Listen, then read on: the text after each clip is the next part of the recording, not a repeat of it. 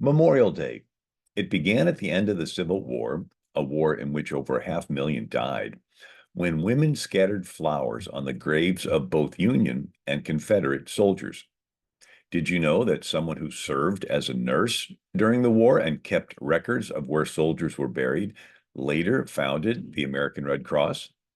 Hi, this is Bill Federer, and in this episode of How We Got Here, we're going to learn about Clara Barton and the American Red Cross. Clara Barton was 10 years old when her older brother David fell off the roof of a barn during a barn raising in Massachusetts. Doctors gave up hope on him, but Clara helped nurse him back to a full recovery. He became a captain and served as assistant quartermaster for the Union Army during the Civil War. In 1839, at the age of 17, Clara Barton earned her teacher's certificate. She taught for 12 years in schools in Canada and West Georgia. In 1852, Clara moved to Bordertown, New Jersey, where she opened the first free school in the state. Under her leadership, it grew to over 600 students. In 1855, she moved to Washington, D.C., where she was hired as the first woman clerk at the U.S. Patent Office. When Democrat James Buchanan was elected president, his administration fired Clara Barton because of her Black Republicanism. The Republican Party was the first political party in history that had abolition of slavery in its party platform. The platform, adopted June 18, 1856, stated, "Delegates are opposed to the extension of slavery into free territory. With our Republican fathers, we hold it to be a self-evident truth that all men are endowed with the inalienable right to life, liberty, and the pursuit of happiness. Our Republican fathers abolished slavery in all our Northwest territory. We deny the authority of Congress to give legal existence to slavery. It is the imperative duty of Congress to prohibit in the territories those twin relics of barbarism, polygamy, and slavery." When Republican Abraham Lincoln was elected president, Clara Barton was rehired at the U.S. Patent Office as a copyist. Soon after the Civil War began, there was a riot in Baltimore, April 19, 1861, with the first blood of the war shed. 40 wounded Union soldiers of the 6th Massachusetts Militia were brought by train to Washington, D.C., and then transported to a makeshift medical unit in the unfinished Capitol building. Clara Barton volunteered to care for the wounded soldiers. She recognized many of them as they were from her home state, with some even having been her students. On her own, she worked with ladies' aid societies to collect and distribute medical supplies and to care for wounded soldiers. In 1862, she received permission to work with the Army on the front lines. Once, after attempting to carry a wounded soldier off the battlefield of Antietam, September 17, 1862, Clara wrote, "A ball had passed between my body and the right arm which supported him, cutting through the sleeve and passing through his chest from shoulder to shoulder. There was no more to be done for him, and I left him to his rest. I have never mended that hole in my sleeve. I wonder if a soldier ever does mend a bullet hole in his coat." Clara Barton was present at some of the bloodiest battles of the Civil War: the Battle of Cedar Mountain, Battle of Second Manassas, or Second Battle of Bull Run, Battle of Antietam, and Battle of Fredericksburg. The National Park Service recorded Chatham, or Lacey House, was converted into a makeshift hospital. Clara Barton first visited there in early August 1862, bringing food and hospital supplies to help her boys. She went there again during the Fredericksburg campaign, December 1862. Clara Barton helped care for the wounded soldiers, both Union and Confederate, that were brought into the house. A physician requested her help, which required her to cross a pontoon bridge over the river. As she stepped off, an officer offered his hand. Suddenly, a shell passed under their arms, tearing away part of her skirt and his coattail. The officer was wounded and later died. Clara set up a soup kitchen at the Lacey House, which became a makeshift hospital for the Union Second Corps. With doctors too busy to keep medical records, Clara wrote in her diary the names of the men who died and where they were buried. Her diary is at the Clara Barton National Historical Site in Maryland. On December 13th, 1862, the day of the heaviest fighting, Clara was in the doorway of the Lacey House when an exploding shell severed a soldier's artery. She applied the tourniquet that saved his life. Crossing the river again, a Union provost marshal thought she was a civilian and volunteered to escort her to safety. But looking at the thousands of Union soldiers, she politely declined the offer, saying that she was the best protected woman in the world. Assisting doctors, a shell struck the door of the room they were operating in. Clara Barton did not flinch, but continued her duties helping the doctors. The next 2 weeks at Chatham, Clara wrote that she saw hundreds of the worst wounded men I had ever seen, occupying every room in the house. They covered every foot of the floors and porticos and stair landings. A man thought himself rich if he laid under a table where he would not be stepped on. Clara saw 5 men stuffed onto 4 shelves of a cupboard. Others shivered in the cold, muddy yard on blankets, waiting for someone inside to die so they could be brought in. Clara set up a soup kitchen in a tent in the yard to help them. The Library of Congress has the letter Clara Barton wrote to her cousin from the headquarters of the 2nd Division, 9th Army Corps, Army of the Potomac, near Falmouth, Virginia, December 12, 1862, 2:00 a.m. My dear cousin Vira, 5 minutes time with you, and God only knows what those 5 minutes might be worth to the many doomed thousands sleeping around me. It is the night before a battle. The enemy, Fredericksburg, and its mighty entrenchments lie before us, the river between. At tomorrow's dawn, our troops will essay to cross, and the guns of the enemy will sweep those frail bridges at every breath. The moon is shining through the soft haze with a brightness almost prophetic. For the last half hour, I have stood alone in the awful stillness of its glimmering light, gazing upon the strange, sad scene around me, striving to say, Thy will, O God, be done. The campfires blaze, acres of little shelter tents. I gazed sorrowfully upon them. O northern mothers, wives, and sisters, would to heaven that I could bear for you the concentrated woe which is so soon to follow. Would that Christ would teach my soul a prayer that would plead to the Father for grace sufficient for you. Clara ended her letter. Already the roll of moving artillery is sounded in my ears.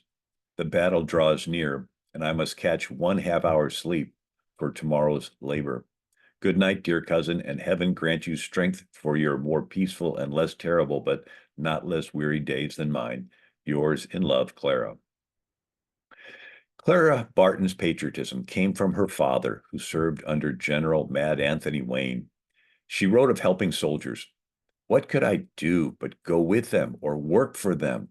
And my country, the patriot blood of my father, was warm in my veins. Toward the end of the war, Clara noticed that thousands of letters were piling up for soldiers with no one responding. She contacted President Lincoln's office and was given permission to set up an office at 437 and a half 7th Street in Northwest Washington, D.C., to search for missing soldiers. Another forgotten chapter of the Civil War was that of Catholic nuns who served as nurses. 8 different orders of nuns, numbering over 600, comprised a fifth of all female nurses. Beginning in 1829, sisters who immigrated largely from France and Ireland helped found 299 hospitals in America throughout the 19th century, including the Mayo Clinic, St. Vincent's, Baltimore Infirmary, and hospitals in Buffalo, Philadelphia, and Boston for the working classes. In an era when most women had family obligations and could only volunteer temporarily as battlefield nurses, the sisters were systematically trained in nursing skills and served sacrificially their entire lives. U.S. Surgeon General Hammond reported to President Lincoln that volunteer nurses cannot compare in efficiency and faithfulness with the Sisters of Charity. Nursing pioneer Florence Nightingale once said, "What training is there to compare with that of a Catholic nun?" A monument was erected in Washington, D.C. to the nursing nuns of the battlefield with the inscription, "To the memory and honor of the various orders of sisters who gave their services as nurses on battlefields and in hospitals during the Civil War. They comforted the dying, nursed the wounded, carried hope to the imprisoned, gave in his name a drink of water to the thirsty." Clara Barton went to Europe during the Franco-German War, 1870 to 1871, and helped care for wounded soldiers with Henry Dunant, founder of the International Red Cross. Dunant was the first recipient of the Nobel Peace Prize. He founded the Geneva, Switzerland chapter of the YMCA, Young Men's Christian Association. He supported Jews repopulating Palestine and was one of the few non-Jews to attend the first Zionist Congress in Basel in 1897. Theodor Herzl first used the term Christian Zionist to refer to Henry Dunant. During the Muslim-Ottoman conflict with Russia, 1877 to 1878, Dunant's International Red Cross began operating in Turkey under the symbol of the Red Crescent. Clara Barton was inspired by Dunant's International Red Cross. She organized a planning meeting at the home of Republican Senator Omar Conger of Michigan. They officially established the American Red Cross on May 21st, 1881. Frederick Douglass, the African-American Republican Register of Deeds for the District of Columbia, signed the American Red Cross's original Articles of Incorporation.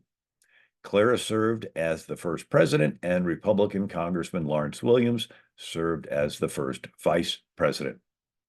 Clara Barton stated, "An institution or reform movement that is not selfish must originate in the recognition of some evil that is adding to the sum of human suffering. I may be compelled to face danger, but never fear it. And while our soldiers can stand and fight, I can stand and feed and nurse them. I am well and strong and young enough to go to the front. If I cannot be a soldier, I'll help soldiers." During the Spanish-American War, 1898, Clara Barton helped care for wounded soldiers in hospitals in Cuba. She wrote, "It is no less a wise benevolence that makes preparation in the hour of peace for assuaging the ills that are sure to accompany war."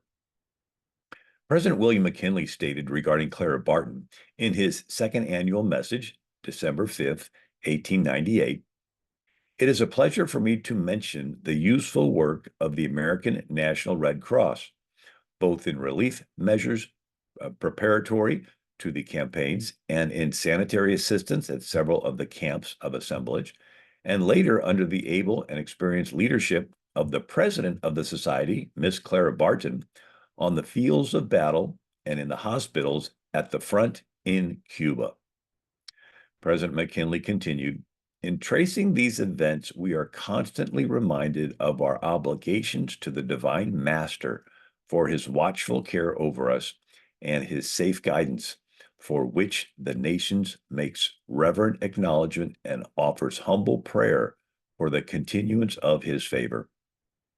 At the beginning of World War I, President Woodrow Wilson mentioned the Red Cross in his proclamation of a contribution day for the aid of stricken Jewish people, January 11th, 1916. Whereas in the various countries now engaged in war, there are 9 millions of Jews. the great majority of whom were destitute of food, shelter, and clothing, and have been driven from their homes without warning, deprived of an opportunity to make provision for their most elementary wants, causing starvation, disease, and untold suffering. And whereas the people of the United States of America have learned with sorrow of this terrible plight of millions of human beings and have most generously responded to the cry for help, now therefore I, Woodrow Wilson, President of the United States, do appoint and proclaim January 27th, 1916, as the day upon which the people of the United States may make such contributions as they feel disposed for the aid of the stricken Jewish people. Contributions may be addressed to the American Red Cross, Washington, D.C., which will care for their proper distribution. Opening the second Red Cross drive in New York City, President Woodrow Wilson stated, May 18th, 1918, being members of the American Red Cross, a great fraternity and fellowship which extends all over the world, this cross, which these ladies bore here today, is an emblem of Christianity itself.